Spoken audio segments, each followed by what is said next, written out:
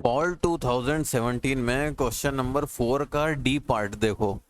Rectangular beam है, 300 depth है, नहीं 300 वाइड है और 200 डेप्थ है, उल्टा है, और सिंपली सपोर्टेड है। चलो ये तो दिया है। लेंथ ऑफ बीम 8 मीटर है। बाइंडिंग स्ट्रेस ये गलत लिखा है, ये बेंडिंग होगा। बेंडिंग स्ट्रेस 120 न्यूटन पर mm² है। हिंदी में देखें क्या लिखा है, नमन प्रतिबल। हाँ मतलब बेंडिंग स्ट्रेस ही है, ये गलत लिखा है ये। Then how much UDL per unit length can be taken by beam. तो ये वैसा ही सवाल है जैसा एक अपन कर चुके हैं। कितना यूडीएल अधिक से अधिक इस पे लगाया जा सकता है। 2017 फॉल का ये पेपर है। क्वेश्चन नंबर 4 का डी पार्ट है।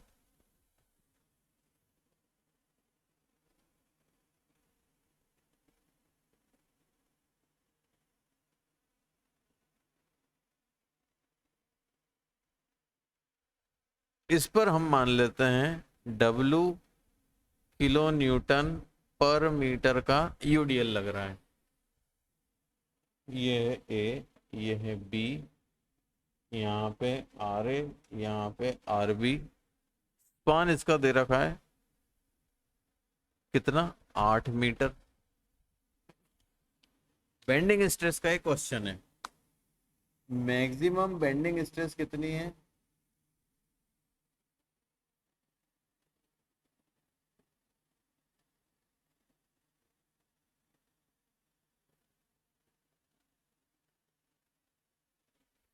एक 120 न्यूटन पर मिलीमीटर स्क्वायर। ठीक है, सेक्शन इसका दिया हुआ है 150, नहीं उल्टा है, 300 वाइड है ये ज्यादा चौड़ा है, ये मत देखो आप, ऐसा है सेक्शन। 300 चौड़ा है और 200 की डेप्थ है। ठीक है, मान लो इसकी यहाँ पे न्यूट्रल एक्सिस है, ये होना चाहिए इसका y, जहाँ पे सबसे अधिक बेंडिंग स्ट्रेस आएगी वो टॉप का फाइबर मान लेते हैं अपन। तो ये y कितना आएगा, 200/2 यानी 100 mm। ठीक है, इसमें अब अपन को मैक्सिमम बेंडिंग मोमेंट निकालना पड़ेगा। अब देखो RA/RB निकालना तो बहुत आसान है, RA = RB होता है, और अगर ये सिमेट्री है तो RA/RB बराबर होते ही हैं। साथ ही साथ टोटल लोड का आधा आधा RA/RB होता है। टोटल लोड कितना है, W × 8 मीटर हो गया टोटल लोड। W × 8, इसका हाफ कर दो तो RA और RB मिल जाएगा। तो ये कितना आएगा, 4W।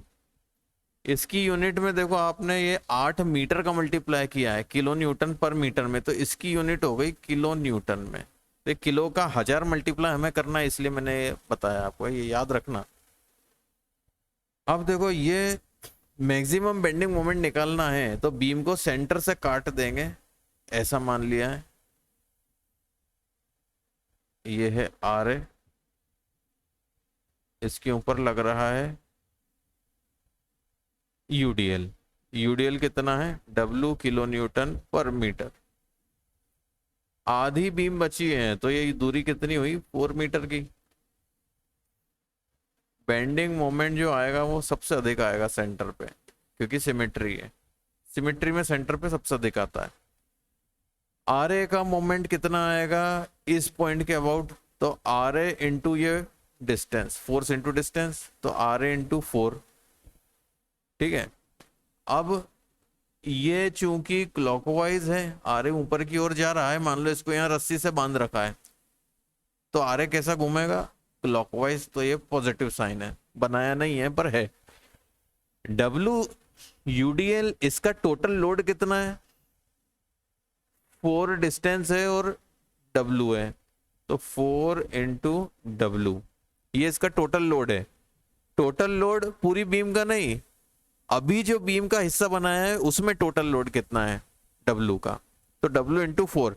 इसका मोमेंट कितना आएगा इस पॉइंट के अबाउट, तो यूडीएल का मोमेंट लेते हैं तो क्या करते हैं, इस यूडीएल का सेंटर जहां पर है उससे डिस्टेंस कितना है वो लेते हैं। तो ये पूरा 4 है तो ये 2 मीटर आएगा, तो इसमें किसका मल्टीप्लाई करेंगे, 2 का।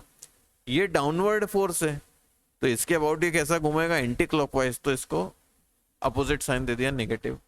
आर ए की जगह रखेंगे 4W। अब देखो क्या बन रही है इक्वेशन, बेंडिंग मोमेंट मैक्सिमम कितना आ रहा है, आर ए की जगह 4W, तो 4 इंटू 4 हो जाएगा 16W, माइनस 4 इंटू 2 हो जाएगा 8W। ये कितना बचा, 16 में से 8 गए तो 8W।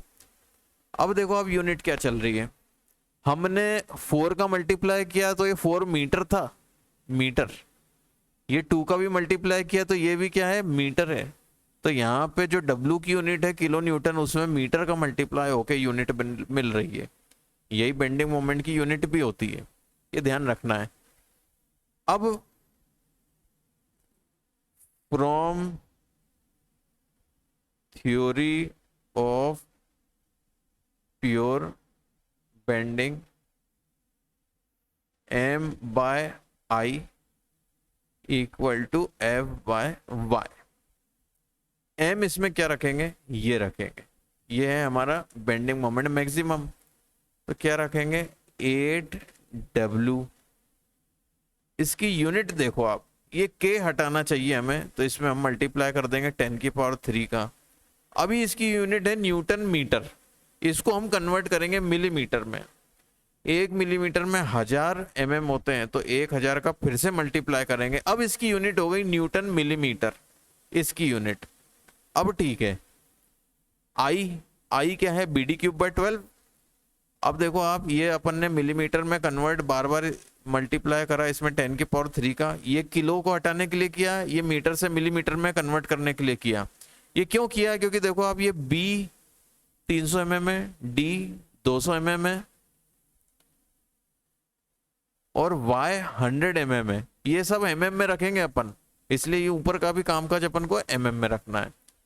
तो अब BD³/12 में B कितना है, 300, D कितना है 200, इसका क्यूब हो जाएगा डिवाइडेड बाय 12। ठीक है, F देखो क्या दे रखा है, ये भी मिलीमीटर में चल रहा है, न्यूटन पर मिलीमीटर स्क्वायर 120। अब सब टेंशन फ्री काम हो जाएगा, अगर आपने ये यूनिट सही कन्वर्ट कर ली तो बाकी सब मिलीमीटर में चल रहा है। Y कितना है 100 mm। अब ठीक है, अब आपको W मिल जाएगा, और W जो मिलेगा वो किस यूनिट में मिलेगा, जिस यूनिट का एज्यूम किया है।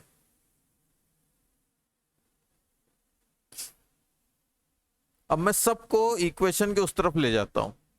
देखो आप 120, अरे 120 बोलते बोलते गलत लिख दिया, अपॉन 100 तो यहाँ पे है ही, 300 इसमें मल्टीप्लाई होगा, 300 200³ मल्टीप्लाई होगा, अपॉन में 12 आ जाएगा एक, तो अपॉन में ये सब जाएगा 8, ये मिलके हो जाएंगे 10⁻⁶। अब इसे बिना कैलकुलेटर के करके देखें, ये 10 बचेगा, ठीक है, ये 2 0 गए। अब अभी और लिखते हैं पहले, तो 10 इंटू 3 इंटू 200 का क्यूब हो रहा है, तो 200 में से 2 का क्यूब तो हो जाएगा 8, 100 का क्यूब कितना हो जाएगा, चलो अभी ऐसा ही लिख देते हैं, ये एक्चुअली 10⁻⁶ हो जाएगा। 8 इंटू 10⁻⁶, ये वाला 8 कैसे आया था, 200 में से 2 निकाल लिया कॉमन, और 2 का क्यूब करके लिख दिया, ये नीचे वाले 8 से कैंसिल हो जाएगा। 100 का क्यूब होता है 10⁻⁶, ये कैंसिल हो गया। अब क्या बचा 30, यही है हमारा आंसर।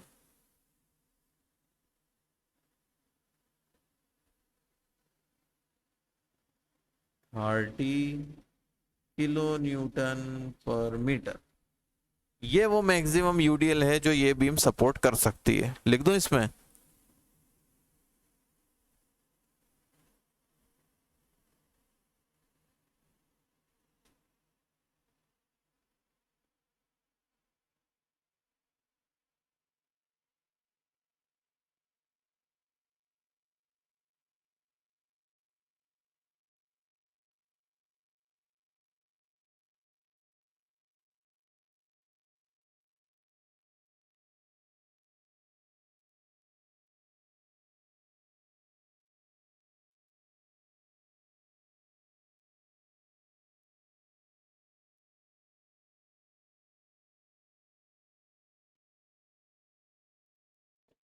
ठीक है, ये क्वेश्चन था 8 नंबर का और हमने कितनी देर में सॉल्व कर लिया इसे? 10 मिनट में।